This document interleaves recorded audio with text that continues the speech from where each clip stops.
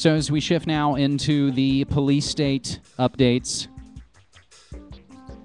we're going to have articles from all around the world, but we're going to kick it off with another one from one of the Watson boys. And again, we don't follow any leader, but folks like Kurt Nimmo and Webster Tarpley and Paul Joseph Watson being some of the big wigs in this alternative media. Some folks derisively call it conspiracy culture. We go where the good information leads us. Rockefeller study envisages a future dictatorship controlled by elite. My headline is a lot more simple. Rockefeller study predictably sees future oligarchy. Global pandemics that kill millions. Mandatory quarantines, checkpoints, biometric ID cards, and a world of top-down government control. These are not things lifted from the latest sci-fi blockbuster movie. They're part of the Rockefeller Foundation's vision for what the globe might be like in 15 to 20 years' time under a new world order tightly controlled by the elite. This is one of 4 scenarios for the future outlined in the Rockefeller Foundation's Scenarios for the Future of Technology and International Development, a study produced in association with the Global Business Network, gbn.com, and we do have the PDF. You can download this whole report.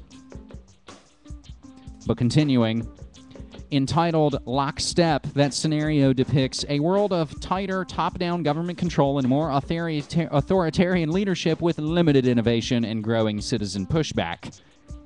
After global H1N1 pandemic originating from geese infects 20% of the global population and kills 8 million people, the economy grinds to a halt and governments impose authoritarian measures to respond to the crisis. During the pandemic, national leaders around the world flexed their authority and imposed airtight rules and restrictions, from the mandatory wearing of face masks to body temperature checks at the entries of communal spaces like train stations and supermarkets.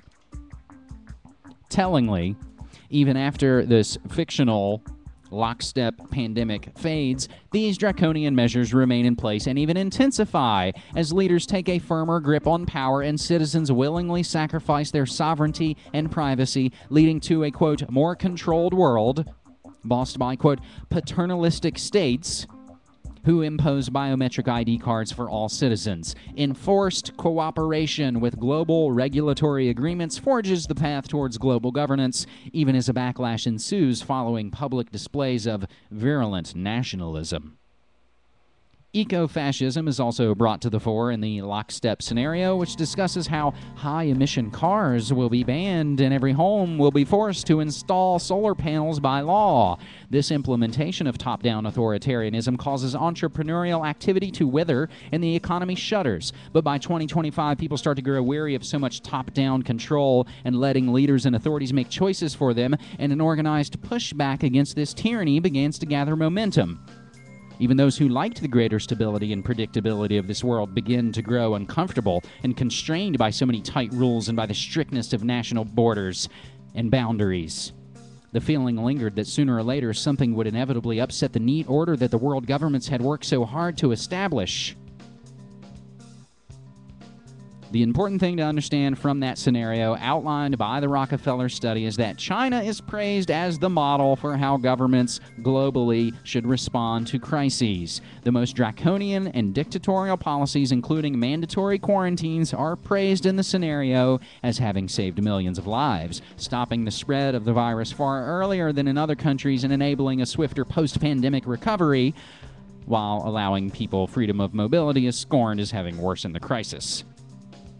So ironic, therefore, it is that just this past week, the AP reported on how the Chinese government has already virtually imposed checkpoint quarantines on its poorer citizens by gating and locking some of its lower-income neighborhoods overnight, with police or security checking identification papers around the clock in a throwback to an older style of control. That's Associated Press quote. The Rockefeller study is not a warning against preventing the kind of tyranny contained in this scenario from unfolding. It's a blueprint for how globalists want to exploit global crises like bioterror attacks and pandemics in order to completely destroy society and rebuild it under a new world order in their image. This Rockefeller scenario, we'll note in closing, bears more than a passing resemblance to the 2007 UK Ministry of Defense study, which forecast that by 2035 people would have brain chips implanted, that the middle class would become revolutionary, and that society would be gripped by chaos and civil unrest as a result of increased globalization, immigration, and a more authoritarian state. It's crystal clear from the reading of Lockstep that the oppressive society portrayed in the study is not presented as an admonishment of how governments would cynically seize upon a pandemic to set up a police state and empower themselves as dictators. It's a ringing endorsement that this approach would be the correct thing to do. This is the post-industrial society demanded by Bilderberg luminaries like European Commission Chief Barroso. This is what globalists want. Pandemics, warfare, chaos, crises that they can engineer and then exploit to lock in place a dictatorial society ruled by the elite from their ivory towers, while the citizens are reduced to impoverished, squabbling, dependent peasants, tightly controlled with sophisticated Big Brother technology, far too concerned about where their next meal's coming from to have time to overthrow their new rulers. I didn't intend to read that full article, but I think once we got going, we saw how it connects and how it lays out, and how we've seen this in our video games and in our sci-fi, as Clyde Lewis of GroundZeroMedia.org noted, sci-fi giving us this predictive programming, this new religion.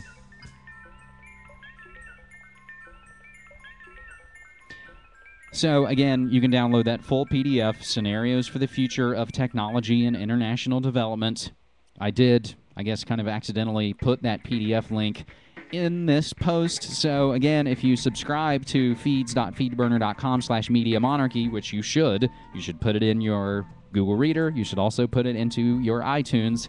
That way you won't miss an article or a video or a show or a mixtape or an interview or a B-side, and sometimes accidentally throw a PDF in there. So that got served out to you in your podcatcher of choice. Moving down the police state updates. And again, things build up as we're getting towards the end of July already, as things really speed up. Obama sending 1,200 National Guardsmen to seal the Mexican border. That's from The Guardian. And we also get from the Associated Press, Schwarzenegger, son of a Nazi, mobilizing the National Guard to the border as well. This tying in with our Oakland pot factory story, this tying in with Oakland protests, as well as the cops not responding to anything. This ties in with Arizona and their new immigration law. And again, the social football that we're thrown that will tear each other apart along our devised tribe lines that we're put in and kept in. And again, as we've said, immigration issue is a means by the elites to further their agendas. It's being used for a purpose. Oh, and we just mentioned, here they are again. And we're going to grab this again from bioprepwatch.com. 8 regional Homeland Seaburn Response Force units announced. And quickly on down the list, filming police is often cause for arrest. That's from ABC News, and that's an update on the story we hit a couple of weeks ago, where essentially the guy kind of looked like he provoked a situation so he could videotape it and say, look at what the cops are doing. Not the way to do it. However, shining light on the idea that pretty much filming any cop now gets you arrested in the United North American community.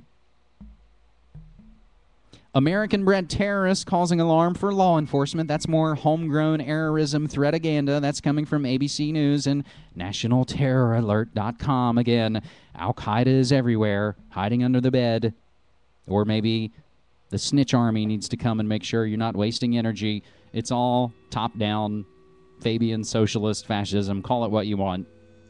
H.G. Wells called it the open conspiracy.